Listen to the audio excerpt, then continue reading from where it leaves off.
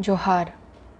विश्व आदिवासी दिवस की आप सभी को बहुत बहुत बधाई एवं शुभकामनाएं। बधाई इसलिए क्योंकि अब हम अपनी पहचान के प्रति जागरूक हो रहे हैं, और शुभकामनाएं इसलिए कि आने वाले समय में दुनिया के तमाम जागरूक आदिवासी इस दिशा में बेहतर से बेहतर काम करेंगे और अपने उद्देश्य को पूरा करेंगे। मेरा नाम यागा काबाक है। मैं अरुणाचल प्रदेश के राजीव गांधी केंद्रीय विश्वविद्यालय में हिंदी विभाग के पीएचडी शोधार्थी हूँ। विश्व आदिवासी दिवस को हम प्रतिवर्ष 9 अगस्त को मनाते हैं।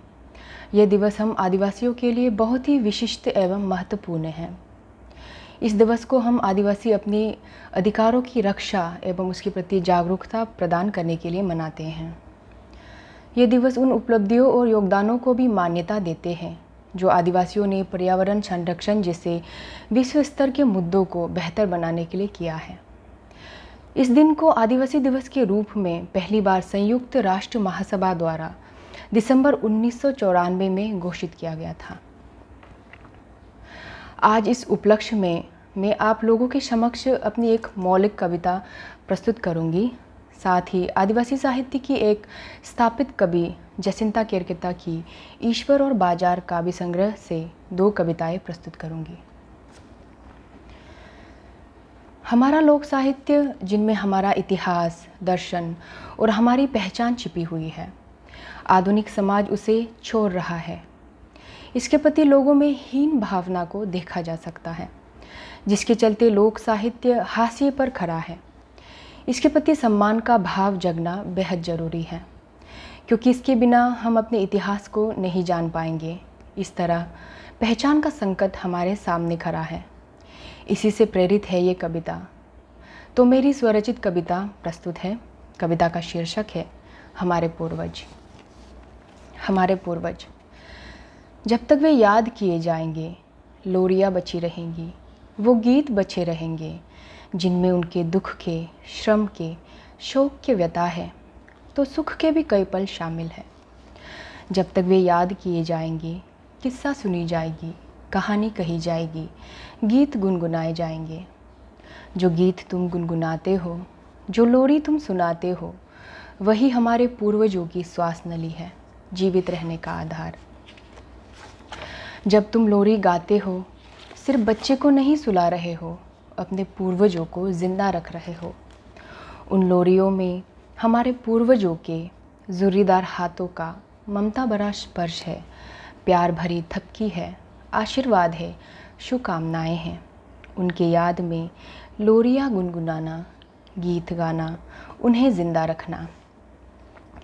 चिड़ियों से उनके कथा सुनना, इन मूक पत्थरों से उनके संवाद सुनना।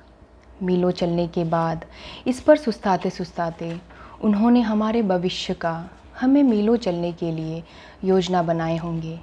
इन पत्थरों पर बैठकर अपनी तखान मिठाना, कथाएं सुनना और सुनाना, उन्हें जिंदा रखना। दिशा भ्रम होने पर पैरों के जड़ जम चुके उनके हस्त रेखाओं से, पत्थर बन चुके उनके पद चिन्हों से रास्ता पूछना। इनमें नदी नालों का, जलप्रपातों का, घने जंगलों का खाका बिछी हुई है। ये तुम्हें राह नहीं भटकाएगा। उनके स्मृतियों के संग नदी बनकर बह जाना, उन्हें याद करना, जिंदा रखना। हमारे होने का वे आधार बने, उनके होने का, बचे रहने का हम आधार बने। लोरी गाकर, गीत गुनगुनाकर उन्हें याद करें, जिंदा रखें। ये थी मेरी अपनी कविता। अब मैं संक्षिप्त में जसिंता केरकेता का परिचय देना चाहूँगी। उनका जन्म 1983 में झारखंड के पश्चिमी सिंहभूम जिले के खुदपोस गांव में हुआ। इनका पहला हिंदी इंग्लिश द्विभाषिक काव्य संग्रह अंगोर का अनुवाद जर्मन, इतालवी और फ्रेंच भाषाओं में प्रकाशित हुआ। दूसरा हिंदी इंग्लिश द्विभाषिक काव्य संग्रह जरों की ज़मीन का अनुवाद अंग्रेजी और जर्मन भाषा में प्रकाशित हुआ। ईश्वर और बाजार उनका तीसरा काव्य संग्रह है। इसी संग्रह में से मैं हमारा हिसाब कौन देगा साहब और स्त्रियां जब लड़ती है नामक कविता प्रस्तुत करूंगी। तो पहली कविता इस प्रकार है। हमारा हिसाब कौन देगा साहब। ये कविता उन आदिवासियों को समर्पित है जो भारत, अमेज़न और दुनिया भर में अपनी जंगलों को बचाने के लिए संघर्ष करते हैं। तो कविता इस प्रकार है। मंदिर, मस्जिद, गिरजाघर टूटने पर तुम्हारा दर्द कितना गहरा होता है कि सदियों तक लेते रहते हैं उसका हिसाब। पर जंगल जिसका पवित्र स्थल है, उनको उजाड़ने का हिसाब कौन देगा साहब। जाने कब से धर्म खेल रहे, जो तुम्हारे धर्म के दायरे में आते नहीं। वे जंगलों को पूजते हैं, जंगलों को जानते हैं, वही जीते हैं, वही मर जाते हैं। तुम सब बूट पहनकर उनके पवित्र स्थलों में कैसे घुस आते हो। विकास कह कर जितने निर्दोष मारे हैं, वे जो जंगल पहाड़, उन सब का हिसाब कौन देगा साहब। वे जो जंगल पहाड़ में रहते हैं, वे वनवासी नहीं, आदिवासी है। उनको उनके ही ज़मीन पर क्यों अछूत बना कर रखते हो। अपना अपना धर्म लेकर इधर क्यों चले आते हो। आते हो तो धर्म के साथ उनकी संस्कृति पर बुलडोजर क्यों चलाते हो। हर काल में तुम सब शामिल हो उनके पवित्र स्थलों को उजाड़ने वालों के साथ। आखिर उन सब का हिसाब कौन देगा साहब। कैसा धर्म है तुम्हारा, आपस में तो लड़ मरते हो। प्रकृति जो तुम्हें पालती है, उसको भी नहीं छोड़ते हो।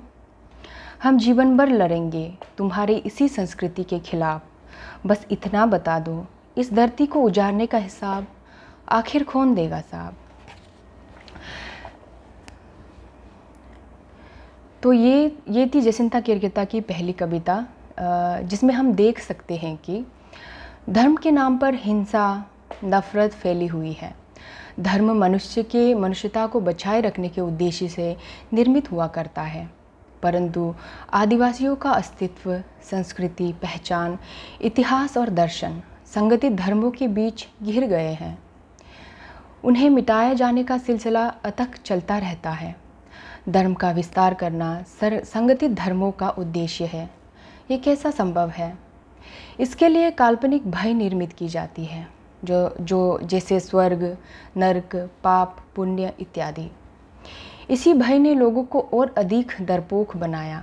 इसी डर ने आदमी को आदमी से नफरत करना सिखाया और आदिवासियों की पहचान छीनी। डर गुलामी का मुख्य कारण है। अपनी पहचान के बिना व्यक्ति मानसिक संघर्षों से जीवन पर्यंत जूझता रहता है, क्योंकि अपनी पृथक इतिहास के कारण किसी दूसरी संस्कृति में स्वस्थ मन स्थिति के साथ विलय हो पाना संभव नहीं है। मान लीजिए पूरी दुनिया एक ही धर्म को मानने लग जाए, तो क्या नफरत, हिंसा, युद्ध आदि सब खत्म हो जाएंगे? नहीं।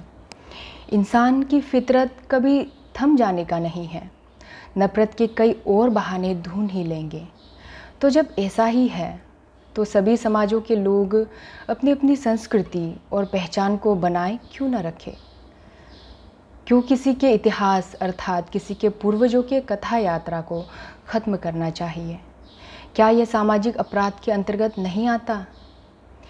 इसे समझना ज़रूरी है, क्योंकि एक बार समझ गए तो कोई भी हमें भ्रमित अर्थात मैनिपुलेट नहीं कर सकता। इसी से हम कह सकते हैं कि ज्ञान ही ईश्वर है, ज्ञान ही धर्म है। अब जसिंता किरकिता की दूसरी कविता स्त्रियां जब लड़ती है प्रस्तुत है। पुरुष जब लड़ते हैं सब कुछ छोड़ छाड़ कर बस निकल जाते हैं, सीमा पर चले जाते हैं, सड़क पर उतर आते हैं। पर जब स्त्रियां लड़ती हैं तब वे क्या करती है? वे उनकी छोड़ी हुई चीज़ को सहेजते हुए लड़ती है, उनके बच्चों को संभालती हुई लड़ती है। वे उनसे प्रेम करती है, इसीलिए उनके घर ना लौटने पर सड़कों पर उतर आती है और किसी अनिश्चितकालीन धरने में बदल जाती है। साथियों, यहीं पर मैं विराम लेना चाहूँगी। आप सभी को पुनः विश्व आदिवासी दिवस के बहुत बहुत बधाई एवं शुभकामनाएं। पायलिन छो।